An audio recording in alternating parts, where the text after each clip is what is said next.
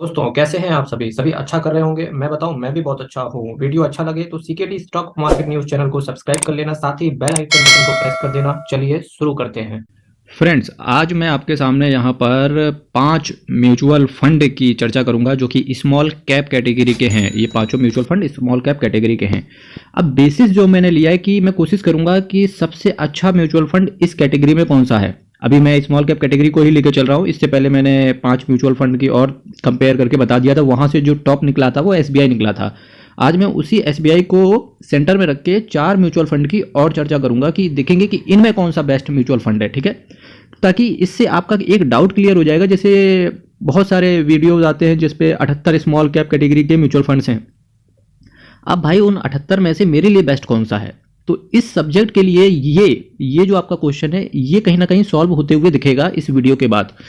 Basis जो मैंने रखा है, जो कि मैंने लास्ट वीडियो में भी रखा था, अगर अभी तक आपने वो वीडियो नहीं देखा है तो डेफिनेटली आई थिंक विजिट करना चाहिए आपको। वो वीडियो पे डिस्क्रिप्शन बॉक्स में मिल जाएगा।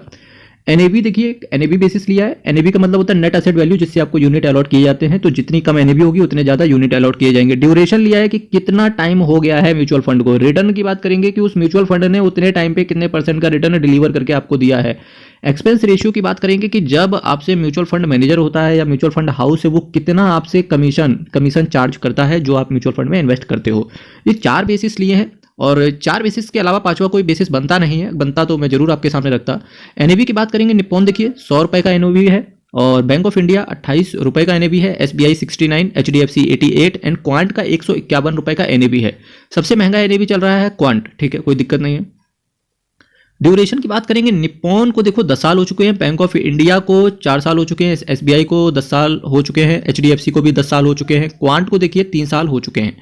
एनएबी की कैटेगरी में अगर मैं देखूं तो सबसे बेस्ट कौन सा है, सबसे कम एनएबी किसकी है, बैंक ऑफ इंडिया की एनएबी दिख रही है। तो यहां से bank of India top of the world so high, यानी कि बैंक ऑफ इंडिया टॉप पर जाता है एनएबी के हिसाब से। ठीक, ड्यूरेशन के हिसाब से अगर मैं देखूं तो 3 म्यूचुअल फंड कैटेगरी में मुझे दिख रहे हैं। निप्पॉन भी दिख रहा है और इसके साथ साथ एसबीआई भी दिख रहा है, एचडीएफसी दिख रहा है। देखिए ड्यूरेशन के हिसाब से भी आप कुछ कुछ लोग होते हैं जो ड्यूरेशन के हिसाब से भी सेलेक्ट करते हैं म्यूचुअल फंड। क्यों? क्योंकि उन्हें कहीं ना कहीं ट्रस्ट होता है कि जितना ज़्यादा समय म्यूचुअल फंड को हो चुका है, दैट मीन्स कि आने वाला वो म्यूचुअल फंड पे हम ज़्यादा विश्वास कर सकते हैं।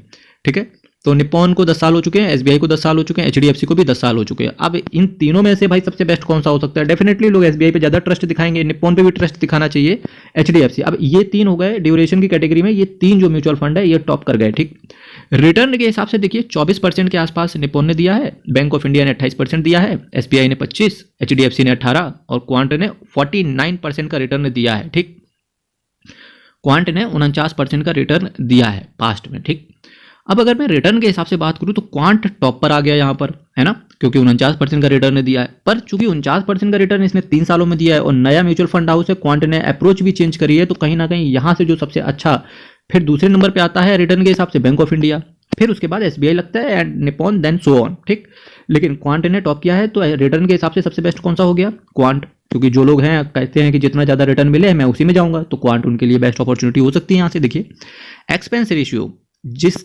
जिस म्यूचुअल फंड का जितना कम एक्सपेंस रेशियो होगा वो म्यूचुअल फंड, कुछ लोग होते हैं कि जितना कम एक्सपेंस रेशियो हो हम उसी म्यूचुअल फंड में लगाएंगे। अगर एक्सपेंस रेशियो के हिसाब से आप ऐसे हैं जिनका इन्वेस्टमेंट करने का जो तरीका होता है वो एक्सपेंस रेशियो पर बेस्ड रहता है, तो देखिए सबसे कम जो एक्सपेंस रेशियो है वो 2 का आ रहा है, क्वांट का निकल के आ रहा है और बैंक ऑफ इंडिया 0.62%। इन दोनों ने सबसे कम एक्सपेंस रेशियो है इनका। ठीक, इसके बाद जो सबसे हाई है वो है निप्पॉन का 0.86%। तो अब ये 4 लोगों के 4 डाउट हो सकते हैं ये। ठीक, अगर आप एनएवी के हिसाब से इन्वेस्ट करने का अप्रोच रखते हैं तो देखिए आपको मिल गया। ड्यूरेशन के हिसाब से आप इन्वेस्ट करने का सोचते हैं तो भी आपको मिल गया। रिटर्न के हिसाब से इन्वेस्ट करने का सोचते हैं तो क्वांट आ गया। एक्सपेंस रेशियो के हिसाब से इन्वेस्ट करने का सोचते हैं तो क्वांट और बैंक ऑफ इंडिया। ठीक, अब अगर मेरा ओपिनियन बताऊं तो हालांकि ये आपके ऊपर एप्लीकेबल नहीं होगा क्योंकि ये जो वीडियो है केवल एजुकेशनल पर्पज से ही है। तो अगर मैं अपने एक्सपीरियंस के हिसाब से बताऊं तो 2 म्यूचुअल फंड यहाँ से बेस्ट निकल के आते हैं, जिनमें से पहला एसबीआई है। तो एसबीआई को मैं दूंगा आज का player of the mutual fund, SBI को वापस से अवार्ड। जो लास्ट में वीडियो में लाया था वहां भी एसबीआई टॉप पे था, तो अब एसबीआई को player of the mutual fund भी है ये, और ये प्लेयर ऑफ द सीरीज भी है ये एसबीआई। ठीक, अब अगर मुझे 2 म्यूचुअल फंड की चर्चा करनी हो स्मॉल कैप कैटेगरी में जो कि सेलेक्ट करने हो, तो एक मैं पहला रखूंगा एसबीआई को और दूसरा रखूंगा निप्पॉन को। क्यों? क्योंकि दोनों ही 10 साल दे चुके हैं, रिटर्न 24-25% के आसपास दोनों का है, ठीक है। एक्सपेंस रेशियो की बात करेंगे, उनका भी एक्सपेंस रेशियो दोनों का ठीक है, कोई गड़बड़ है नहीं, ठीक। अब मुझे कुछ और कैटेगरी में म्यूचुअल फंड निकालने हो तो देखिए, टॉप म्यूचुअल फंड में जो 4 साल की कैटेगरी में है, ये दोनों तो 10 साल की कैटेगरी में हो गए, अगर कोई 4 साल की कैटेगरी में इन्वेस्टमेंट करना हो तो मैं 4 म्यूचुअल फंड को 1 बाय 1 करके रखूंगा, जिनमें से एक्सिस हो सकता है, क्वांट हो सकता है, कैनरा रूबेको हो सकता है और देन बैंक ऑफ इंडिया हो सकता है। इन चारों में से ऊपर नीचे किया जा सकता है, पर अगर मैं टॉप की बात करूंगा तो एसबीआई और निप्पॉन के अलावा दूसरा कोई ऑप्शन होना नहीं चाहिए स्मॉल कैप कैटेगरी के अंदर। और बाकी 4 में क्वांट, कैनरा, एक्सिस और बैंक ऑफ इंडिया। अगर आप और भी स्मॉल कैप लेना चाहते हैं तो इन चारों में से ये बेहतरीन फंड हो सकते हैं। लेकिन इसके अलावा कोई भी तीसरा, कोई भी इसके अलावा, ये 4 और 2 6 म्यूचुअल फंड टोटल हो गए, इसके अलावा कोई भी एसेट मैनेजमेंट कंपनी भारत के अंदर पास्ट रिकॉर्ड के हिसाब से ऐसी नहीं है जिस म्यूचुअल फंड एएमसी ने इन 6 को बीट करा हो स्मॉल कैप कैटेगरी में। तो आज का वीडियो यहीं खत्म होता है। होप्स हो कि आपके सारे डाउट क्लियर हो गए होंगे मेरे मित्रों। चैनल पे आप नए आ रहे हैं तो 1000 सब्सक्राइबर का एक मिशन चल रहा है, आप चैनल को सब्सक्राइब करें, इससे बहुत ज़्यादा मोटिवेशन मिलता है और फाइनली इसी वीडियो के माध्यम से 1000 नामक वो दीवार गिराई जाए।